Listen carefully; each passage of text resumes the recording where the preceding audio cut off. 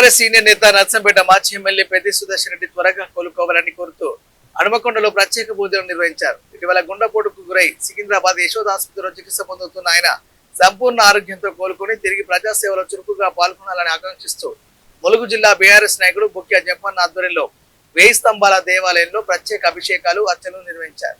ఈ కార్యక్రమంలో బీఆర్ఎస్ నాయకులు కార్యకర్తలు పెద్ద సంఖ్యలో పాల్గొని పెద్ది సుదర్శన్ రెడ్డి త్వరగా కోలుకోవాలని ప్రార్థన చేశారు.